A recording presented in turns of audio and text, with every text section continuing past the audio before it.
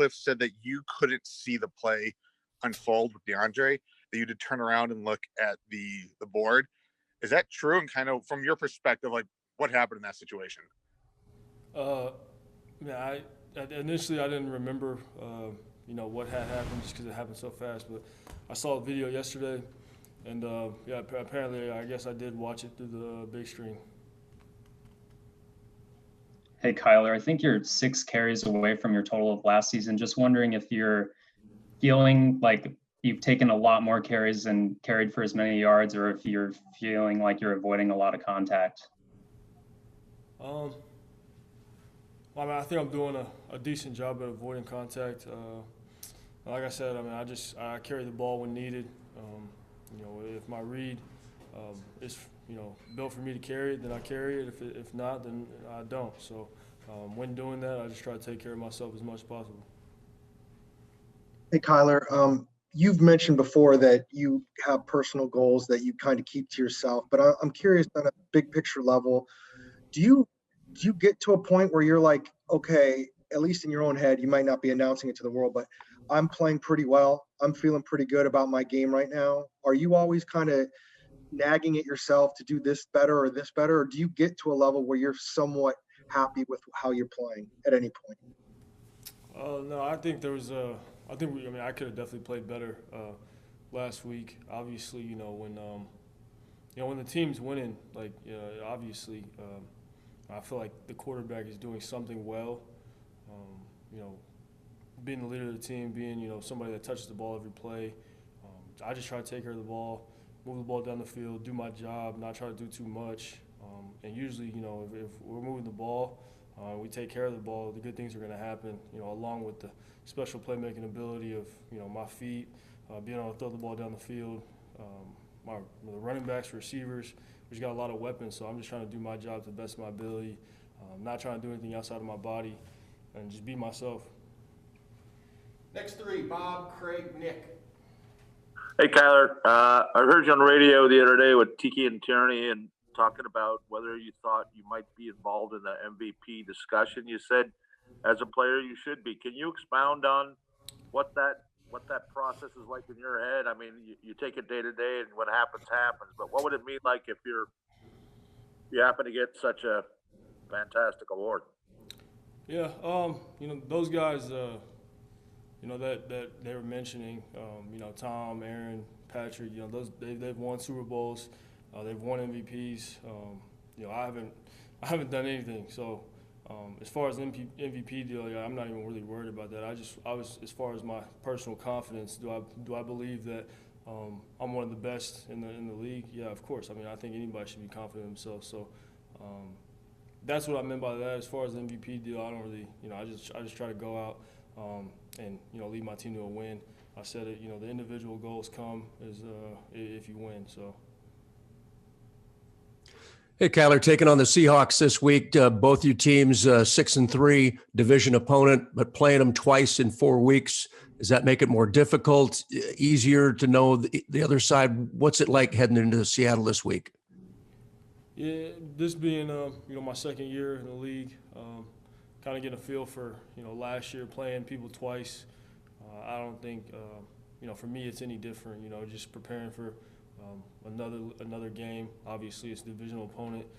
Anybody can be beat, no matter who you play. So for me, I just got to go out there and execute. Offensively, we got to go out there and execute, play good complementary football, and give ourselves a good chance to win the game. Kyler, how much have you watched replays of the player over the last 2 days, and are you over it now? Man, I don't think I'll ever get over it. That's just watching it is crazy. D-Hop going up and getting it, the people around him, just seeing everybody, the excitement, of everybody is, it's one of the reasons why you play a game.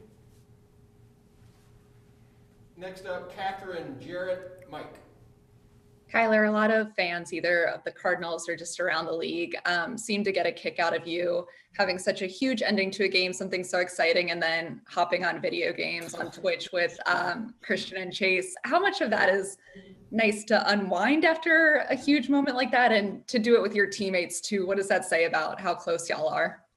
Man, that's like a perfect day. Just winning a game and then getting on the game with your boys. It's hard to beat that, especially you got your family in town, eating good.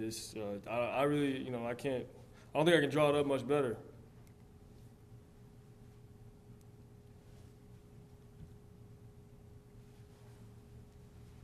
Can't hear you.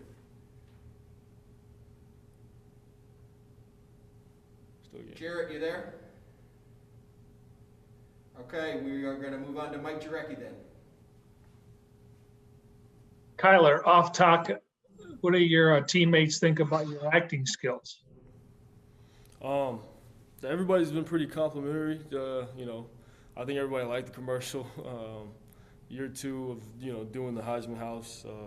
The first year, just get my feet wet. I thought I was still pretty.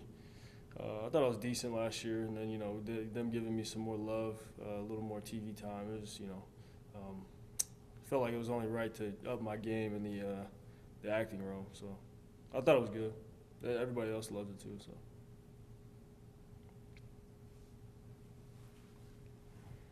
Next up, Darren Urban, Mason Kern, Alex Weiner.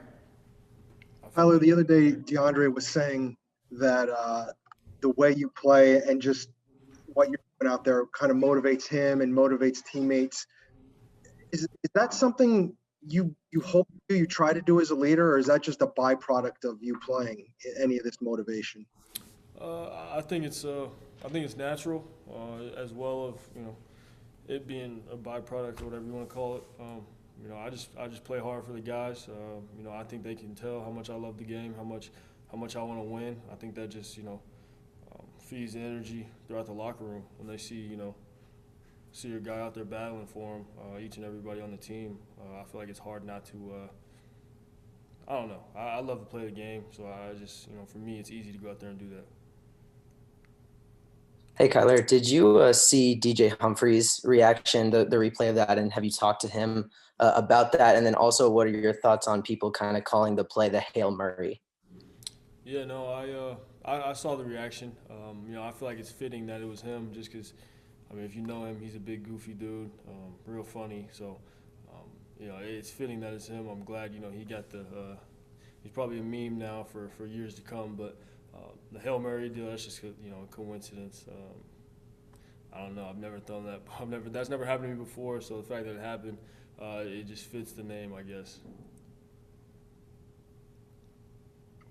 Hey, Kyler. Pat P on his podcast mentioned you guys going over some of those late game situations throughout the week. How intense do those get in helping you guys stay calm and collected when it happens against a good team like the Bills?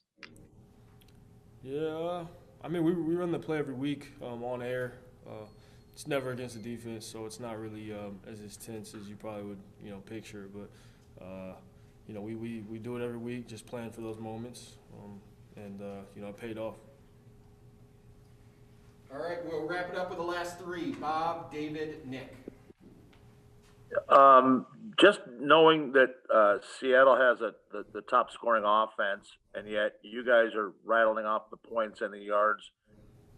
Seattle also has the worst defense. How important is it for you to keep scoring a ton of points, knowing that even though Seattle gives up a lot, they also score a ton? I don't really pay attention to those stats. I'm not a big stat guy. This is the NFL. They have elite players. It's any given Sunday, Thursday, Monday, you can be beat. And, for me, I just got to go out there. I have to play well in order for us to win. As an offense, we have to play well. We got to execute. Like I said, we got to play good complementary football. Otherwise, we can be beat. Hey, Kyler, it seems like just watching when you, Chase, and Kenyon are all healthy at the same time, there's something special about that running game, how it gets better throughout the game and just teams don't know what's coming. Why do you think that's the case? And when you kind of joined forces with Cliff, did you expect the air raid to be so good at running the ball? Yeah, this offense, to be at its best, you got to be able to run the ball. Even at OU, we threw for all those yards. Myself, Baker, I had a lot of great receivers. But if you go back and look at our running backs and our O-linemen, we had great O-linemen and great running backs, and we ran the ball first and threw the ball off of that. So, this offense, like I said, it's running its best when you're running the ball. When you can run the ball, it just opens up everything else. Kyler, the Miami game, you guys did not score in the fourth. Obviously came close to that happening again on Sunday. Have you noticed that? Wait, what'd you say? The Miami game, you guys did not score in the fourth quarter, and obviously almost happened again against Buffalo. Had you picked up on that? Do you think anything specific is happening in the fourth quarter, or is that just coincidence?